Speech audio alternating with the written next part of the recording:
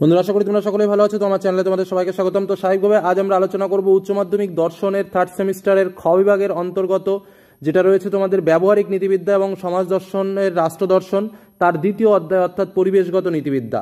তোমাদের বলে রাখি, এর আগে আমরা পাশ্চাত্য ও ভারতীয় অধিবিদ্যা থেকে একদম পরপর প্রত্যেকটি অধ্যায় অর্থাৎ দ্রব্য, কার্যকারণ সম্বন্ধ, দেহমন সম্পর্কিত সমস্যা, বেদান্ত দর্শন এবং খ বিভাগ থেকে যেটা প্রথম অধ্যায় রয়েছে আত্মহত্যা এবং কৃপা হত্যা বা স্বস্তি মৃত্যু, প্রত্যেকটা চ্যাপ্টারের স্পেশাল নোটস কিন্তু শেয়ার করেছি। যে প্রশ্নগুলো তোমরা ভালো করে যদি রেডি করো তাহলে আমরা আশা রাখি 100% প্রশ্ন কিন্তু তোমরা থার্ড সেমিস্টার পরীক্ষায় হুবহু কমন পাবে এবং স্পেশাল কোশ্চেন পুরো বেছে বেছে তৈরি করে দেওয়া। যে প্রশ্নগুলো ভালো করে রেডি করতে হবে তোমাকে অবশ্যই, কারণ এই প্রশ্নগুলোর মধ্যে থেকেই কিন্তু এমসিকিউ আকারে 40টা প্রশ্ন তোমরা কমন পেতে চলেছ। তো আজকের আলোচনা আমাদের ব্যবহারিক নীতিবিদ্যা এবং সমাজ দর্শন রাষ্ট্র দর্শনের পাঠের যেটা রয়েছে অর্থাৎ বিভাগ খ এর দ্বিতীয় অংশ, যেটা পরিবেশগত নীতিবিদ্যা। তো এই পাঠ থেকে আমরা তোমাদের জন্য মোস্ট ইম্পর্টেন্ট 60 কোশ্চেন শেয়ার করছি। এই 60টি কোশ্চেন ভালো করে রেডি করে রাখো। এই চ্যাপ্টারে এই প্রশ্নের বাইরে প্রশ্ন আসবে না, এটুকু তোমাদের বলে রাখতে পারি। আশা করি বেশিরভাগ ছাত্রছাত্রীরা এই প্রশ্নগুলো রেডি করে ফেলেছো। যদি কারো এই প্রশ্নগুলো রেডি না হয়ে থাকে তাহলে অবশ্যই বলবো যে এই প্রশ্নগুলোর মধ্যে বেছে নোটস করে রাখতে পারো, বা না জানা প্রশ্নগুলো অবশ্যই জেনে পরীক্ষার হলে যেও। তো চলো শুরু করি আজকের মূল আলোচনা পর্ব। প্রথম প্রশ্ন, মানুষ ও তার প্রকৃতির পরিবেশের মধ্যে নৈতিক সম্পর্ক ও নৈতিক দায় দায়িত্ব নিয়ে আলোচনা করে দর্শনের কোন শাখায়? উত্তর, পরিবেশ নীতিবিদ্যায়। এনভায়রনমেন্টাল শব্দটি কোন ফরাসি শব্দ থেকে সৃষ্টি হয়েছে? উত্তর, এনভায়রন। পরিবেশ কথাটির ব্যুৎপত্তিগত অর্থ কি? উত্তর, যা পরিবৃত করে। পরবর্তী প্রশ্নে চলে আসি, পরিবেশগত নীতিবিদ্যা সৃষ্টি হয়েছে কেন? উত্তর, প্রাকৃতিক পরিবেশের সুরক্ষার জন্য। পরবর্তী প্রশ্ন, পরিবেশগত নীতিবিদ্যা বলতে কি বোঝায়? উত্তর, পরিবেশ কেন্দ্রিক নৈতিক আচার আচরণ। বাস্তুসংস্থান বলতে কি বোঝায়? উত্তর, জীব ও জড়ের মধ্যে পারস্পরিক সম্পর্ক।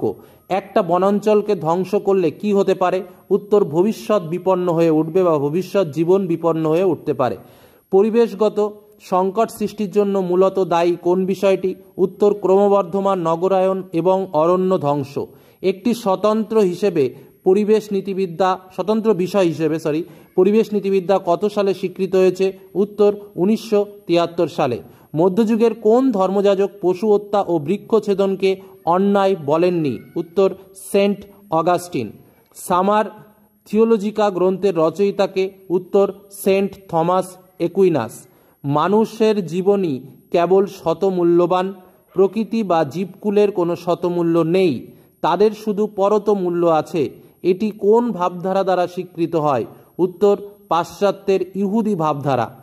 পরবর্তী প্রশ্ন, মানুষ ঈশ্বরের আদেশ অমান্য করলে পাপ হয়, কিন্তু প্রাণী বা প্রকৃতি জগতের বিরুদ্ধে কোনো কাজ করলে তাকে নৈতিকভাবে অন্যায় বা পাপ বলা যায় না। একথা কে বলেছেন? উত্তর, সেন্ট থমাস অ্যাকুইনাস। কোন সভ্যতা ও সংস্কৃতিতে প্রকৃতি ও পরিবেশ এবং সকল প্রাণীকুলের সংরক্ষণ ও প্রতিপালনের ওপর গুরুত্ব দেওয়া হয়? উত্তর, ভারতীয়। পরবর্তী প্রশ্ন, নৃকেন্দ্রিক শব্দটির অর্থ কী? উত্তর, মানুষ কেন্দ্রিক। পরবর্তী প্রশ্ন, কোন মত অনুসারে বলা হয় প্রকৃতির অস্তিত্ব কেবল মানুষের উদ্দেশ্য সিদ্ধ করার জন্য? প্রকৃতির কেবল সহায়ক মূল্য আছে, শতমূল্য নেই। উত্তর, নৃকেন্দ্রিক মতবাদ অনুসারে। অনৃকেন্দ্রিক শব্দটির অর্থ কী? উত্তর, অমানুষ কেন্দ্রিক বা অমানসী কেন্দ্রিক। পরিবেশবিদরা সারা পৃথিবীর উত্তরাধিকার সূত্রে প্রাপ্ত সম্পত্তি বলে বর্ণনা করেছেন কাকে? উত্তর, সবুজ বনাঞ্চলকে। যে বস্তু তার নিজ মূল্যে কাম্য বা যা নিজে নিজে মূল্যবান তাকে কি বলে? উত্তর, শতমূল্যবান। ব্যবহারিক নীতিবিদ্যা কাকে শতমূল্যবান পদার্থরূপে গণ্য করা হয়? ব্যবহারিক নীতিবিদ্যাতে কাকে শতমূল্যবান পদার্থরূপে গণ্য করা হয়? উত্তর, সুখ বা আনন্দকে। যে বস্তু তার নিজ মূল্যে কাম্য না হলেও অপরের উদ্দেশ্য সাধনের উপায় হিসেবে কাজ করে তাকে কি বলা হয়? উত্তর, পরত মূল্য বলা হয়। কোন দার্শনিক মানুষ ও পশু পাখির মধ্যে ভেদ কল্পনা নিরর্থক বলে মনে করেন? উত্তর, বেনথাম। পরবর্তী প্রশ্ন, আধুনিক পরিবেশ নীতিবিদ্যার প্রবক্তা কে? উত্তর, রল স্টন। পরবর্তী প্রশ্ন, প্রথম ইকোলজি শব্দটি কে ব্যবহার করেছিলেন? উত্তর, আর্নস্ট হেকেল। ইকোলজি শব্দটি কোন দুটি গ্রিক শব্দ থেকে উদ্ভূত হয়েছে? উত্তর এইকো এবং লোগোস। এইকো শব্দের অর্থ কি? উত্তর বাসস্থান। লোগোস শব্দের অর্থ কি? উত্তর বিজ্ঞান। ইকোলজি শব্দের আক্ষরিক অর্থ কি? বাস্তু সংস্থান। বাস্তুকেন্দ্রিক নীতিবিদ্যার আলোচ্য বিষয় কি? উত্তর বাস্তু সংস্থান। ভূমি নীতিবিদ্যার প্রবক্তাকে? উত্তর আল্ডো নিওপোল্ড। অগভীর ও গভীর বাস্তু সংস্থানের মধ্যে পার্থক্য কে করেছেন? উত্তর আর্নে নায়েস। বাস্তু সংস্থানকে যারা অগভীর অর্থে গ্রহণ করেন তারা নৈতিকতা কী রূপে গণ্য করেন? উত্তর নৃকেন্দ্রিক রূপে। বাস্তু সংস্থানকে যারা গভীর অর্থে গ্রহণ করেন তারা কী রূপে নৈতিক বিচার করে থাকেন? উত্তর অনৃকেন্দ্রিক রূপে।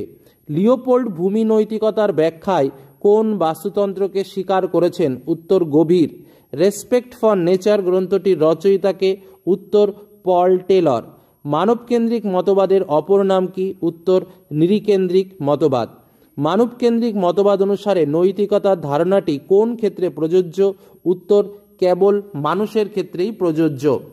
মানবকেন্দ্রিক মতবাদ অনুসারে কার শতমূল্য আছে? উত্তর একমাত্র মানুষের। মানবকেন্দ্রিক মতবাদ অনুসারে পরতমূল্য আছে কার? উত্তর প্রকৃতির। অ্যারিস্টটল কোন প্রকার পরিবেশ সম্পর্কিত নৈতিক মতবাদের সমর্থক? উত্তর মানবকেন্দ্রিক। মানবকেন্দ্রিক মতবাদের সমর্থক কারা? উত্তর কান্ট, অ্যারিস্টটল, অ্যাকুইনাস। পরিবেশ সম্পর্কিত কোন প্রকার নৈতিক দৃষ্টিভঙ্গিতে ভবিষ্যৎ প্রজন্মের অস্তিত্ব রক্ষার্থে পরিবেশ সুরক্ষার কথা বলা হয়? উত্তর নৃকেন্দ্রিক দৃষ্টিভঙ্গিতে। অমানবকেন্দ্রিক মতবাদের অপর নাম কি? এটা মিস্টেকেনলি ও হয়ে গেছে, এটা হচ্ছে ঠিক আছে। অমানবকেন্দ্রিক মতবাদের অপর নাম কি? উত্তর অনৃকেন্দ্রিক মতবাদ। সেন্ট অ্যাকুইলাস পরিবেশের কোন প্রকার মূল্য স্বীকার করেছেন? উত্তর পরত মূল্য। মানবকেন্দ্রিক মতবাদ অনুসারে কার শতমূল্য আছে? উত্তর মানুষের মতো জগতের অন্যান্য প্রাণীর। অমানবকেন্দ্রিক মতবাদ অনুসারে, ঠিক আছে, মানুষের মতো জগতের অন্যান্য প্রাণীরও শতমূল্য আছে। বাস্তু সংস্থানকে কারা গভীর অর্থে গ্রহণ করেছেন? উত্তর অনৃকেন্দ্রিকতাবাদীরা। গভীর বাস্তববিদ্যার প্রবক্তাকে? উত্তর আর্নেনেস। লিওপোল্ড ভূমি বলতে কি বুঝিয়েছেন? যা কিছু ভূমিকে অধিকার করে আছে। বৃহৎ প্রকৃতি পরিবারের কথা কে বলেছেন? উত্তর লিওপোল্ড। লিওপোল্ডের ভূমিকেন্দ্রিক নীতিবিদ্যার অপর নাম কি? উত্তর আত্মীয়তা সম্পর্কিত নীতিবিদ্যা। পরিবেশগত নীতিবিদ্যার ধারণাটি স্বীকৃত পেয়েছে কত সালে? উত্তর 1973 সালে। পরিবেশ নীতি ধর্ম বিষয়ক প্রথম আন্তর্জাতিক পত্রিকা এনভায়রনমেন্টাল এথিক্স প্রকাশিত হয় কত সালে? উত্তর 1979 সালে। সংকীর্ণ অর্থে পরিবেশ কি? অমানসিক প্রকৃতি। পরিবেশ নীতিবিদ্যায় পরিবেশ শব্দটি কোন অর্থে গৃহীত হয়েছে? ব্যাপক অর্থে। মানুষের সঙ্গে প্রকৃতির ক্রিয়া প্রতিক্রিয়া নিয়ে আলোচনা হয় কিসে? উত্তর ক্রিয়া প্রতিক্রিয়াবাদে। মানুষ ও প্রকৃতির সম্বন্ধটি কেমন? উত্তর ক্রিয়া প্রতিক্রিয়া সম্বন্ধ। পরিবেশ নীতিবিদ্যার প্রধান কাজ কি? প্রকৃতির প্রতি কর্তব্যবোধের উন্মেষ ঘটানো। কোন মতবাদ অনুসারে জগতের সকল কিছুর কেন্দ্রে আছে মানবজাতি? উত্তর নৃকেন্দ্রিক মতবাদ। এই যে প্রশ্নগুলো শেয়ার করলাম, এই প্রশ্নগুলো ভালো করে কমপ্লিট করলে এই চ্যাপ্টার থেকে তোমরা আশা রাখি যে সমস্ত প্রশ্ন কমন পাবে, এবং এর আগে যে প্রত্যেকটা অধ্যায় থেকে আমি তোমাদের জন্য স্পেশাল নোটস দিয়েছি সেগুলো অবশ্যই দেখো, যার লিঙ্ক ডেসক্রিপশন বক্সে দেওয়া থাকবে। ধন্যবাদ।